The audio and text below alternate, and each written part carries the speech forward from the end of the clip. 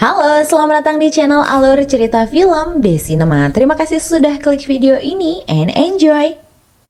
Di episode kali ini akan dimulai dengan flashback dari ingatan Hein ketika mereka masih PDKT.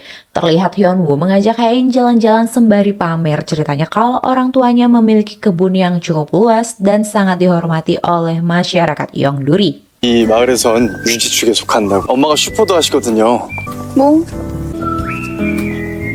Dia pun lalu mengajak Hein pergi ke toko milik keluarganya. Karena cuaca cerah dan panas, ia pun lalu menawarkan Hein es lilin. Di sana, Hein lalu mengatakan jika ini pertama kalinya ia memakan es lilin. 엄마가 안 사주셨어요? 사주던데? Mendengar hal itu, Hyunwoo sedikit terkejut dan terlihat agak sedikit iba pada Hein. Tak hanya itu saja, Hyunwoo juga merasa kasihan pada Hein karena sering memakai baju yang berlubang. Ia juga mengatakan jika Hein memakai pakaian yang terlihat seperti baju neneknya. Mendengar hal itu, Hein pun lalu berusaha menjelaskan jika dirinya tak semiskin yang Hyunwoo pikirkan. 나 그렇게 안 가난해. 진짜야. Namun tetap saja Hyunwoo mengira jika Hein adalah gadis yang malang. Sampai dia pun berjanji pada Hein jika dirinya akan berusaha memberikan apa yang belum pernah Hein nikmati. Dan memberitahu Hein kalau dirinya juga sedang menabung secara rutin setiap bulan sejumlah 2 juta won. Jadi menurut Hyunwoo, ia tidak peduli jika keluarga Hein memiliki hutang yang banyak, bahkan lebih buruk sekalipun, karena dirinya tetap akan berada di sisi Hein apapun yang terjadi. Tentu saja mendengar kata-kata itu pun membuat Hein tersentuh, karena perkataan Hyunwoo begitu tulus. 있는다고 나랑? 당신이랑 같이. 이때가 떠올랐을까? Flashback ingatan Hein pun usai. Tak lama Yunsong lalu datang dan menanyakan keadaan Hein. Tapi di sana Hyunwoo lalu mengajak istrinya pergi. Kemudian saat berjalan ia pun tiba-tiba keselio hingga akhirnya Hyunwoo dengan sigap siaga menggendong sang istri. Oh my gosh. Saat mereka datang semua terkejut melihat Hein digendong oleh Hyunwoo. Ya, karena mereka sama sekali tak pernah melihat pasutri ini bermesraan. Sedangkan di dapur kini terlihat Nyonya Sulhi meminta dibuatkan teh oleh Nyonya Sonhwa untuk ketua yang tiba-tiba saja kembali dari berburu setelah mendapat arahan dari dukun atau peramal kenalan Nyonya Sulhi. Dukun itu mengatakan jika tak baik bagi ketua untuk berburu hari ini sehingga jalurnya pun diambil oleh Hein dan tepat Suchol lalu datang memberi kabar kalau Hein terluka saat berburu. Ibunya pun lalu terlihat khawatir dan mencari Hein. Di kamar Hein mereka pun membahas keberanian Hyunwoo yang tak pernah dia tunjukkan sama sekali saat berburu. Dan karena keberanian Hyunwoo ini juga ia mendapat pujian dari sang ayah mertua. Sedangkan ibu mertuanya masih saja gengsi mengakui kemampuan mantunya. Hein lalu mengatakan jika Hyunwoo memang ahli menembak karena saat hamil ia adalah marinir di pasukan penjaga khusus. Belum lagi Bibi Bomja yang mengagumi Hyunwoo secara fisik. Selain pintar, ia juga tampan dan memiliki lengan yang besar. Ia mengatakan jika Hein sangat beruntung memiliki suami seperti Hyunwoo. Kini orang yang mereka bicarakan sedang sibuk menelusuri dari mana arah babi hutan itu muncul. Dan memang sudah terlihat jika pagarnya dijebol serta ada biji-bijian yang memang disengaja untuk memancing babi hutan itu masuk dari sana. Ketika sedang makan malam, Hyunwoo lalu menerima perlakuan khusus dari sang ayah mertua. Sejak kejadian tadi, ayah mertuanya terlihat bersikap lebih baik dari biasanya. 도라지를 왜 무침으로 했지? 구운 걸 더 좋아하던데. 무침도 좋아합니다. 많이 먹게. Sedangkan ibu mertuanya kini mencoba untuk menanyakan latar belakang keluarga Yunsong yang ternyata sejak usia 13 tahun dirinya sudah tinggal di panti asuhan dan diadopsi kemudian pindah ke luar negeri. Terlihat Nyonya Sonhwa ini lebih menyukai Yunsong dibandingkan Hyunwoo. Hingga tak lama kemudian penjaga villa pun datang bersama anjing peliharaannya dan menyapa mereka. Di sana ternyata ketua tertarik dengan anjing itu. Saat ia akan membelinya, penjaga itu meminta maaf karena anjingnya tak bisa ia jual. Sebab anjing itu sudah dianggap sebagai keluarga karena sudah menyelamatkan nyawa anaknya saat masih kecil. Tak disangka setelah makan malam ternyata Yunsong lalu mencari penjaga villa itu ke rumahnya untuk membeli anjing itu dengan harga 100 juta won. Mendengar nominal yang besar tentu ajusi penjaga villa ini tergiur dan memberikannya pada Yunsong. Shin pun lalu memperlihatkan Suchol yang bersantai sembari minum dengan istrinya. Mereka sedang membahas mengenai Yunsong yang terlihat begitu sopan dan santai, tak seperti yang mereka bayangkan. Suchol lalu mencoba menawarkan bir pada Dahi. Terlihat wajah polos Dahi pun menolak. 미안한 거 알죠? 왜 나 미안하네. Namun saat Suchol ke toilet, ternyata dahi ini memang bersikap palsu di depan suaminya. Ia pun lalu menghabiskan bir itu sendiri. 진짜 알맞네. Setelah dari toilet, Suchol lalu melihat kakak iparnya yang sedang duduk sendiri. Ia pun mengira Hyunwoo tak mengetahui letak kamarnya. Hyunwoo pun lalu tiba-tiba mengajak Suchol untuk mengobrol, namun ia mengatakan jika istrinya menunggu. Suchol lalu menebak sikap kakak iparnya ini, yang bisa saja ia takut sekamar dengan Lunanya. 뭐가? 우리 누나랑 한 방에서 자는 거. 무슨 말 하는 거야? Benar saja, ternyata Hyunwoo lalu mengendap-endap seperti maling saat masuk ke kamarnya dan mengira Hain sudah tidur. Namun ternyata belum. Dengan sikap kikuk, Hyunwoo berusaha untuk menjawab pertanyaan Hain dengan tenang. Tiba-tiba Hain lalu meminta Hyunwoo untuk membuka kancing baju belakangnya. Karena tangan Hain yang masih sakit, jadi ia pun tak bisa melakukannya sendiri. Situasi canggung pun dimulai dari 나 sana. 혼자 벗을 수 있어. 안 씻을 거야? 나가지 말까? Hain kini terus kepikiran kejadian tadi siang di mana ia sangat kagum pada ketampanan suaminya dan sikap Hyunwoo yang sangat melindunginya. Sampai saat Hyunwoo keluar dari kamar mandi, Hain terdiam melihat roti sobek suaminya yang sudah lama tak pernah ia lihat. 안에 가운이 있네. 아, 그랬구나. Zona canggung Pasutri setelah sekian lama tak pernah satu kamar. Mereka sibuk menenangkan diri mereka masing-masing. Yang satu karena takut istri, yang satunya lagi tergagum-gagum karena ternyata suaminya memang sangat tampan dan gagah. Mereka lalu kembali mengingat masa lalu saat tidur berdua di kasur sempit di rumah Hyunwoo. Saat Hain berkunjung ke rumah Hyunwoo karena sudah malam, akhirnya Hyunwoo meminta Hain untuk menginap saja. Saat keluar, Hyunwoo pun melihat bulan purnama dan ingin mengajak Hain melihatnya. Hyunwoo lalu mengetuk jendela kamar. Tak disangka, Hain lalu memintanya untuk masuk agar mereka bisa melihat bulan dari kamar tersebut. Momen indah mereka sebelum menikah. Mengingat keromantisan itu, tentu Hain lalu bertanya pada Hyunwoo, apakah Hyunwoo ingin tidur berpelukan lagi? Keadaan sudah berubah, Hyunwoo pun merasa takut dan canggung dekat dengan Hain. 농담이야. 쫄긴. Kemudian keesokan paginya, Ajusi dan istrinya pun pergi menemui Yunsong untuk menagih anjing miliknya dan mengembalikan cek yang diberikan oleh Yunsong.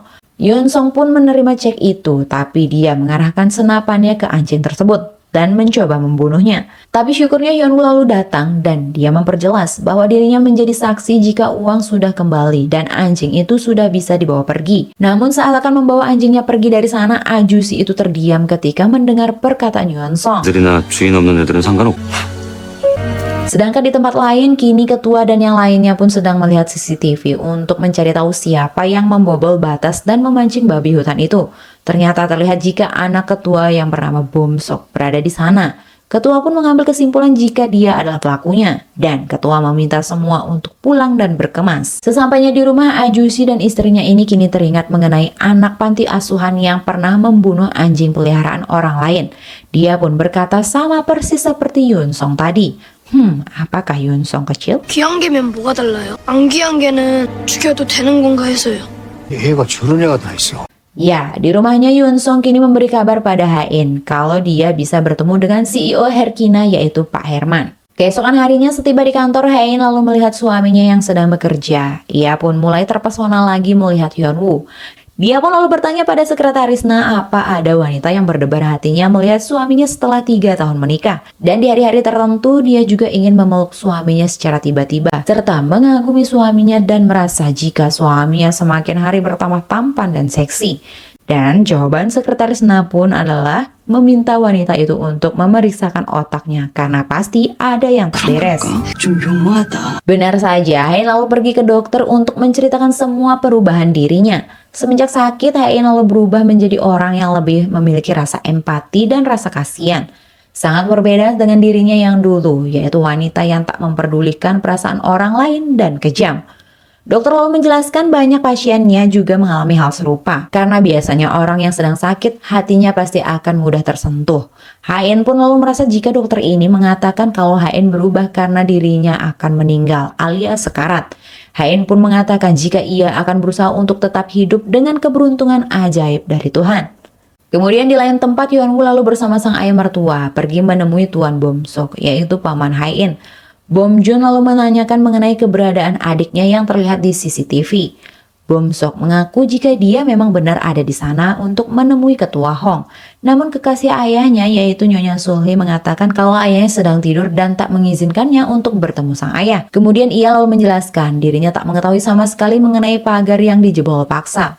Tuan Bom Sok lalu memohon agar bisa berdamai dengan ayahnya sebelum terlambat.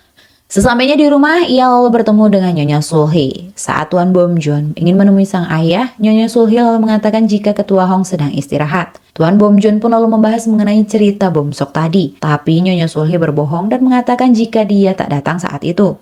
Nyonya Sulhi juga meminta Bom Jun untuk berhati-hati pada saudaranya sendiri. Sepertinya Nyonya Sulhi ini mencurigakan ya. Shin pun lalu memperlihatkan Bu Grace yang diam-diam mengikuti Yun Song atas permintaan Nyonya Sonhwa untuk mengetahui kepribadiannya. Dan ternyata mereka berdua memang sudah bekerja sama dan sama-sama licik. Dimana ternyata Bu Grace melihat peluang jika Yun Song ini masih berharap pada Hae-in, sedangkan dirinya memang berniat untuk memisahkan Hyun-woo dan Hae-in agar memulihkan citra dan kehormatannya. Dimana Bu Grace sukses menjodohkan para anak konglomerat di Korea, namun ia gagal menjodohkan Hae-in. Hal itu pun membuat citranya menurun dan kini ia memiliki 1000 rencana untuk memisahkan mereka. Untuk memperlancar rencananya, tentu Yeon Song dan Bu Grace memiliki tujuan yang sama dan mereka berdua juga dalang di balik kejadian Hae-in saat berburu. Namun Yeon Song gagal menyelamatkan Hae-in karena Hyun-woo yang datang terlebih dahulu. Shin pun lalu berpindah memperlihatkan Hyun-woo dan sahabatnya yaitu Kim Yang. Ia selalu memberi saran pada Hyun-woo dalam menjalankan misinya untuk berpisah dan mendapatkan warisan dari Hae-in.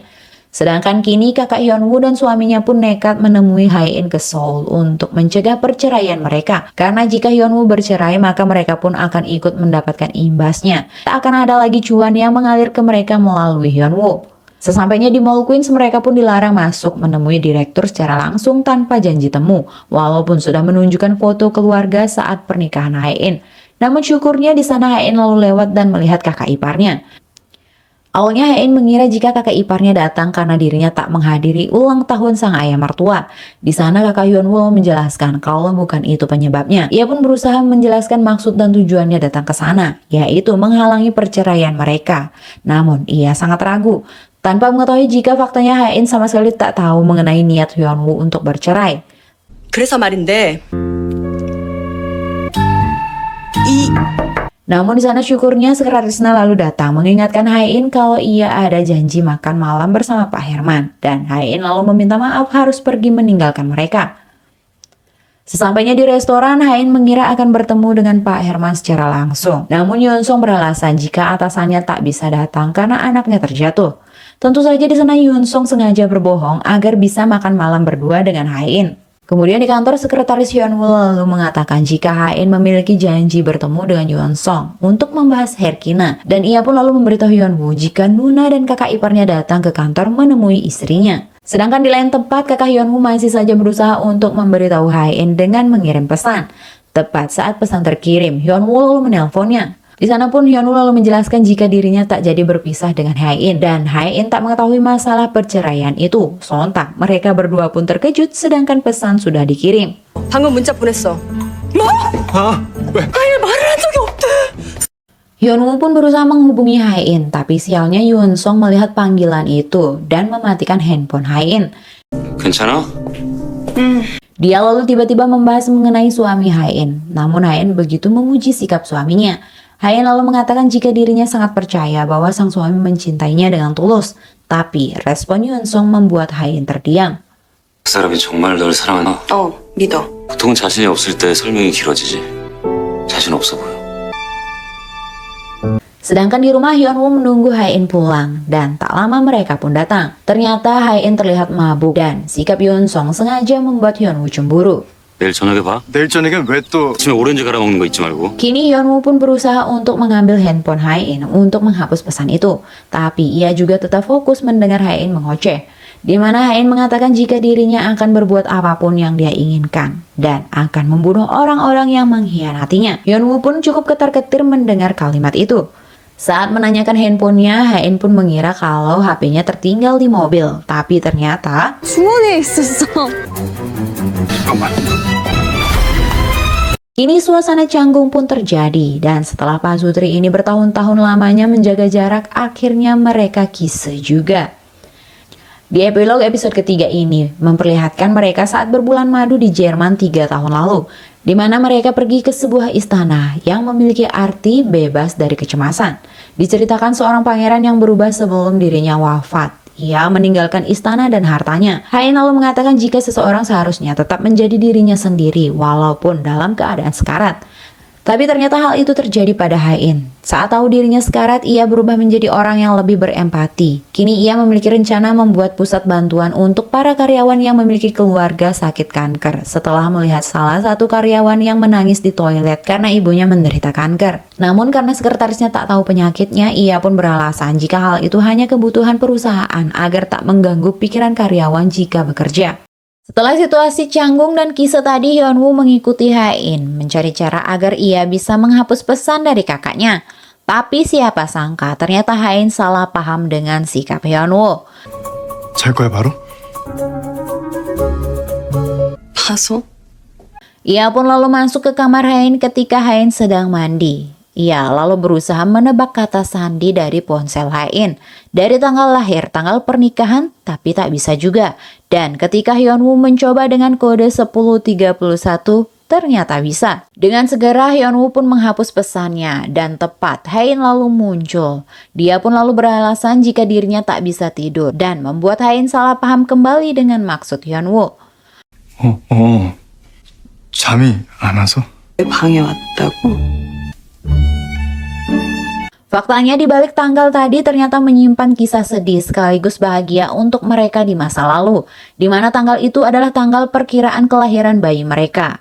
Wah, ternyata mereka dulu begitu bahagia menyambut kelahiran anak mereka dengan menyiapkan kamar bayi.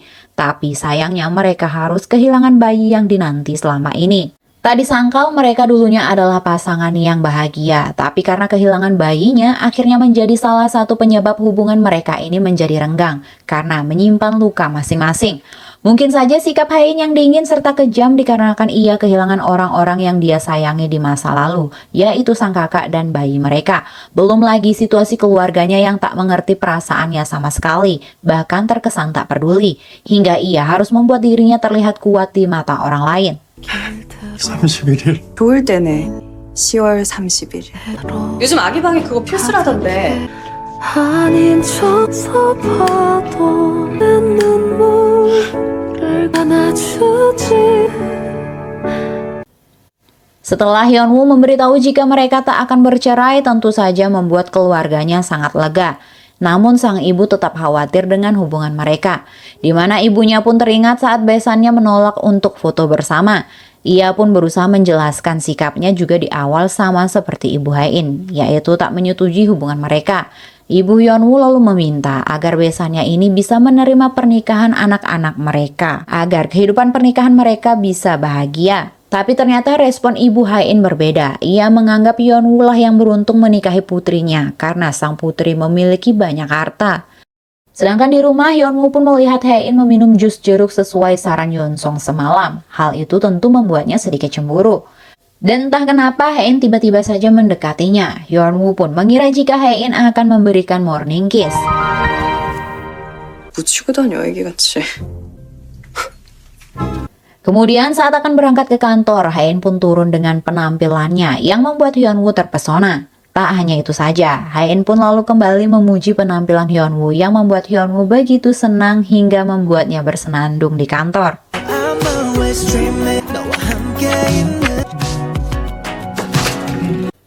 Dari pujian menjadi perhatian. Ya, ketika melihat Haen hampir terjatuh di eskalator, Hyunwoo pun refleks berteriak. Ia lalu bersembunyi di toko sepatu dan berinisiatif untuk membelikan istrinya sepatu karena insiden tadi. Saat memberikan sepatu itu pada Haen, ia pun mengatakan jika dirinya melihat diskon 50% dan sepatu itu merupakan stok terakhir. Tentu saja Haen mengatakan kenapa ia harus repot-repot membelikan sepatu untuk Haen, apalagi itu sepatu murah. Sedangkan Haen sendiri memiliki banyak koleksi sepatu mahal. Dan jawaban Hyunwoo begitu membuat Haen tersentuh. 연필심처럼 가늘고 넘어질까봐 불안하기도 하고 가끔은 그냥 편한 거 신고 다녀도 될 것 같아서. Ketika melihat Haein memakai sepatu itu, tentu saja Hyunwoo sangat senang. Namun dia juga melihat pemandangan yang tak mengenakan. Saat menceritakan hal itu pada Kim Yang, tentu saja dia mengatakan kalau Hyunwoo cemburu, tapi dia tak mau mengakuinya. Sedangkan kini di tempat lain, Haein dan Yunsong pun akan bertemu dengan Pak Herman. Di sana Yunsong lalu memberi saran bagaimana trik agar Haein berhasil menggait Herkina untuk bekerja sama. Mereka pun menggunakan wanita simpanan Pak Herman yang juga akan membuka toko di Mall Queens.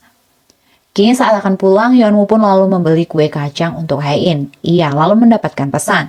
Di sana Kim Yang lalu berspekulasi dan menebak bisa saja itu kabar baik jika Haein merubah surat wasiatnya dan memberikan asetnya pada Hyunwoo. Dengan senyum sumringah, Hyunwoo pun lalu masuk ke kamar. Haein lalu meminta Hyunwoo untuk membuka berkas di amplop itu. Saat membukanya, ternyata itu merupakan surat dari salah satu pusat kanker terbaik di Eropa yang berada di Jerman. Mereka mengirim makalah mereka dan mengatakan bisa menyembuhkan Haein dengan tingkat keberhasilan di atas 50%.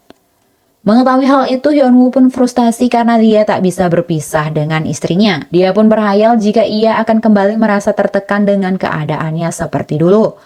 Namun jika ia mengatakan niatnya untuk bercerai, maka ia harus siap menerima akibatnya karena ia tahu jika istrinya sangatlah galak.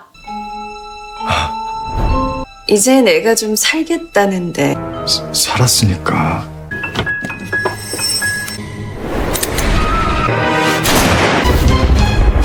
Keesokan paginya, Hyunwoo pun kini melihat Yunsong yang sudah nangkring di rumahnya. Katanya mereka membahas bisnis di sana. Saat Haein ke dapur mengambil kopi untuk mereka, Hyunwoo pun lalu menunjukkan rasa cemburunya dan itu pun membuat Haein senang.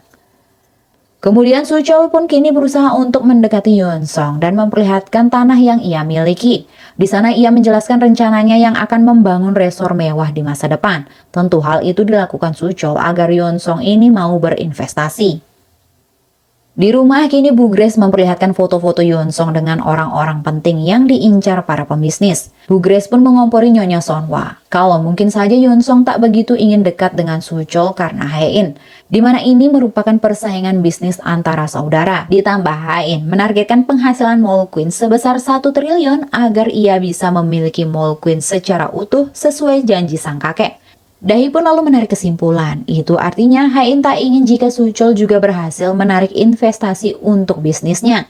Bu Grace pun tak tinggal diam, ia terus mengompori mereka dengan mengatakan hal itu pasti disengaja oleh Haein. Dia pun mengatakan jika ramalan itu ternyata menjadi nyata, kalau Haein akan menghancurkan saudara-saudaranya. Lebih mengejutkan lagi, ternyata Bu Grace bersekongkol dengan Yunsong dan mantan petinggi di Queens Group yang baru-baru ini mengundurkan diri dari Queens untuk bekerja sama mengambil alih perusahaan. Karena sudah percaya dengan Bu Grace, tentu saja Nyonya Sonhwa lalu menuduh Haein dengan mengatakan kalau Haein ini sengaja membuat Yunsong tak mau bekerja sama dengan Suchol. Ibunya juga mengatakan kalau Haein wanita yang egois dan mengungkit masa lalu mengenai kematian anaknya yang disebabkan oleh Haein. Sedangkan kini ternyata terlihat jika kondisi Haein tak baik-baik saja. Namun ibunya tak peduli. Melihat kondisi istrinya, tentu Hyunwoo lalu sigap menjaga Haein dan meminta ibu mertuanya untuk mengizinkan Haein beristirahat dulu karena ia sedang tak enak badan. Hyunwoo lalu meminta Haein untuk jujur pada keluarganya kalau dia sedang sakit. Tapi Haein menolak. Ia tak mau orang tuanya khawatir apalagi mereka sudah kehilangan satu anak mereka di masa lalu. Dia tak ingin merepotkan keluarga dan tak ingin diperlakukan seperti orang sakit oleh Hyunwoo. Scene pun kembali memperlihatkan 3 orang yang sedang bersekongkol untuk menghancurkan Queens. Mereka sedang menyusun rencana dengan permainan saham dan penggelapan dana. Mereka akan membuat ketua Hong berurusan dengan kejaksaan. Dia akan menyuruh seorang di bagian keuangan untuk mencuri bagiannya sendiri alias korupsi dan memanipulasi pendanaan untuk diserahkan ke pihak kejaksaan. Mereka pun langsung mengeksekusi rencana mereka dengan memberi informasi pada para petinggi Queens. Mereka pun lalu segera membeli saham dan mereka bisa menjamin saham Queens jika kekurangan uang tunai. Singkat cerita, kini di desa Yongduri sedang melaksanakan pemilu untuk pemilihan kepala desa yang baru. Kali ini saingan ayah Hyunwoo untuk menjadi kepala desa cukup berat. Selain karena masih muda, kampanye-kampanye yang diadakan cukup menarik perhatian para warga desa. Apalagi ternyata mantunya ikut campur menikmati makan gratis di kampanye itu. Kini sesi debat di depan warga pun dimulai. Saat giliran ayah Hyunwoo menyampaikan visi misi, para warga terlihat sedikit meremehkan dan malah menyerang masalah pribadi keluarga mereka. Di mana pesaingnya juga mengatakan jika menantunya yaitu Hae-in juga tak pernah datang ke desa semenjak menikah. Hoi, tapi tiba-tiba para warga lalu heboh melihat keluar jendela. Truk-truk datang bersamaan dengan mobil-mobil mewah yang ternyata itu adalah Hae-in.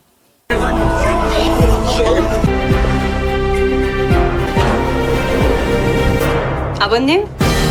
Warga Yongduri kini heboh melihat menantunya yang sultan ini datang. Dan ternyata kakak Hyunwoo lah yang mengirim pesan pada Hae-in yang menyampaikan mengenai pemilihan kepala desa saat ini.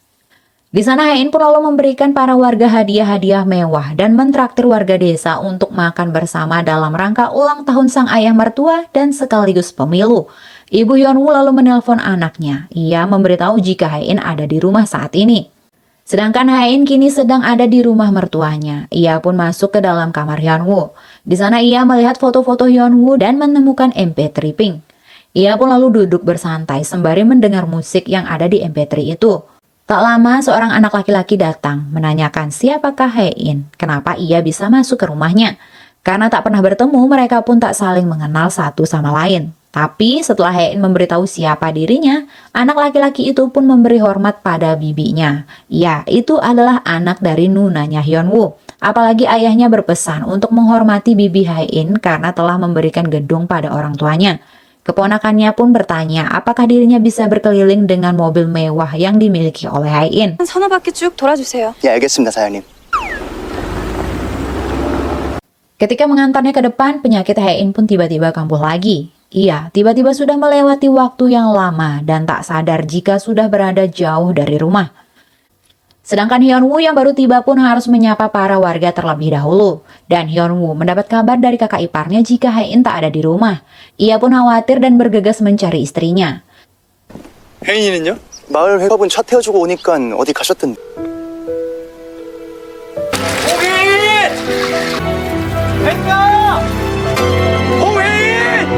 Setelah berkeliling hingga malam hari, akhirnya ia menemukan Hae-in dan terlihat Hyunwoo begitu khawatir. 어떻게 된 거야? Saat ditanya, Hae-in mengatakan jika dirinya hanya berjalan-jalan. Mendengar hal itu, Hyunwoo sedikit kesal. Apalagi Hae-in lalu meminta agar Hyunwoo tak mencemaskannya. Tapi saat Hyunwoo pergi menjauh, lampu pun menyala. Dan Hae-in mulai jujur jika penyakitnya itu kambuh lagi. Dan membuatnya tak sadar jika sudah pergi jauh dari rumah. Ia lalu mengatakan jika dia sangat takut. Di sanalah Hyunwoo melihat kondisi Hae-in yang sebenarnya. 모르겠어. 너무 무서웠어.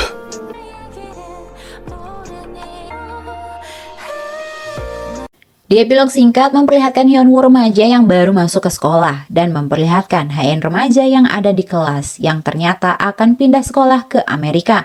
Saat itulah mereka ternyata bertemu dan Hyunwoo menolong Hae-in. Ia pun menempel luka Hae-in namun sikap Hae-in sangatlah ketus dan pergi meninggalkannya. Hyunwoo lalu melihat kalau MP3 milik Hae-in terjatuh dan ternyata MP3 Pink itu masih tersimpan rapi hingga saat ini. Tapi entahlah Hae-in sadar atau tidak kalau itu adalah miliknya.